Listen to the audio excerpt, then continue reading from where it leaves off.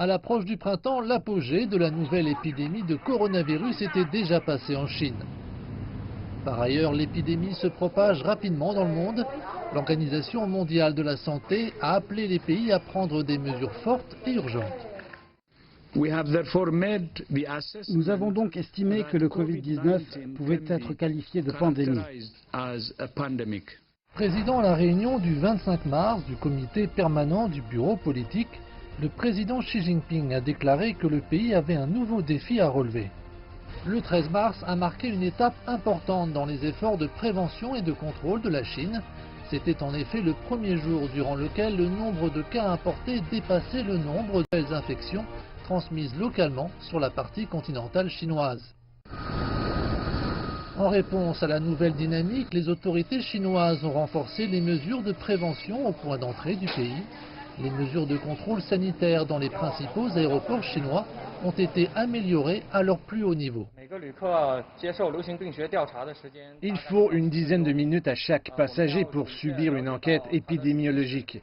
Nous accordons une attention particulière à l'état physique et mental de chaque passager pour vérifier la véracité des déclarations.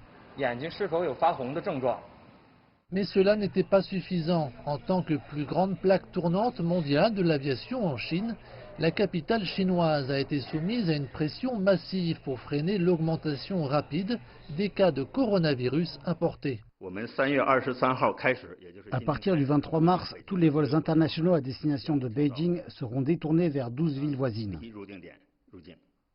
En outre, les passagers devraient se soumettre à un dépistage de virus une quarantaine de 14 jours dans des lieux définis dans la première ville d'atterrissage avant d'accéder à la capitale. Le personnel était très chaleureux et prévenant. Ils ont chaque jour vérifié mon état de santé. Les nécessités quotidiennes ont été remplies dans les temps. Malgré tous les efforts du pays, un certain nombre de petits groupes infectés ont vu le jour. Début avril, certaines parties de Xuifenrei, une petite ville chinoise à la frontière russe, ont été confinées à la suite d'une soudaine augmentation de cas.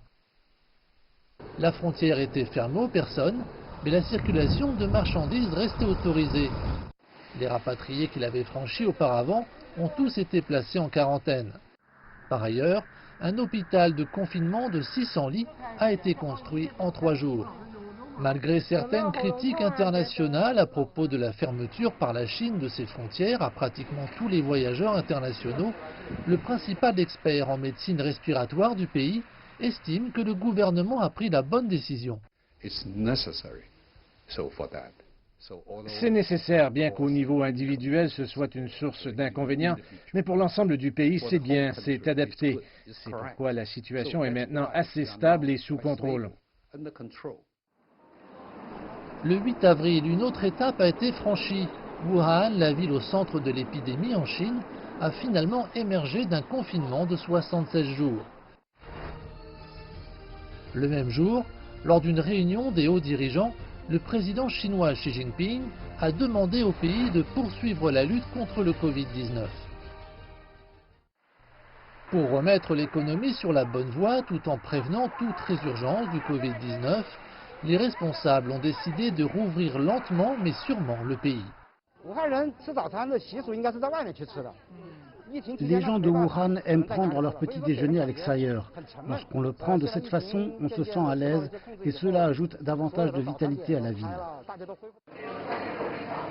Partout dans le pays, les restaurants ont commencé à élargir leurs heures d'ouverture et à augmenter leurs limites de nombre de clients. Dans le pays, les écoles ont progressivement rouvert, d'abord pour les étudiants diplômés, puis pour les plus jeunes. Des mesures strictes de prévention du Covid-19 restent indispensables. Les étudiants ayant de la fièvre seront emmenés en salle d'observation et si leur température est encore élevée après le contrôle, notre personnel de prévention des épidémies contactera le quartier pour les hospitaliser. À Wuhan, comme dans de nombreuses autres villes, les gens doivent encore subir un test de dépistage du virus avant de pouvoir reprendre leur travail ou leurs études. Depuis la mi-mars, les tests ont été largement attribués à la reprise du travail en entreprise et des études dans les établissements. Le taux de coïncidence des trousses de dépistage peut atteindre 97%.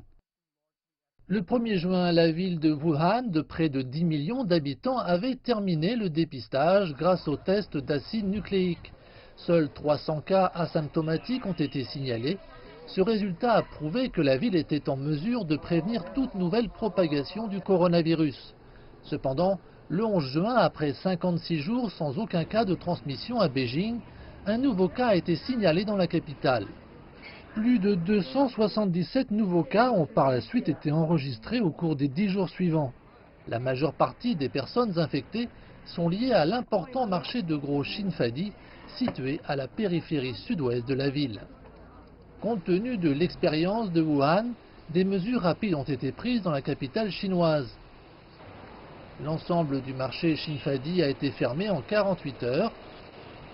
En moins d'une semaine, Beijing a placé en confinement plusieurs dizaines de zones résidentielles et déclenché son alerte d'urgence contre le virus, tout en fermant des écoles et en limitant les déplacements. Plus de 2 millions de personnes ont été dépistées sur une période de 10 jours après le rebond épidémique. Des dépistages à grande échelle sont toujours en cours. La récente épidémie de coronavirus à Beijing a été maîtrisée. Cette tendance persistera pendant un certain temps, mais le nombre de cas diminuera. Alors que les autorités médicales sensibilisent les résidents à l'état d'alerte, la présence du Covid-19 est toujours dans l'esprit de tout le monde.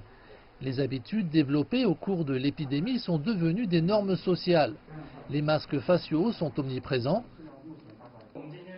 Les gens gardent leur distance en public et au travail. Par ailleurs, des millions de personnes continuent de travailler à domicile.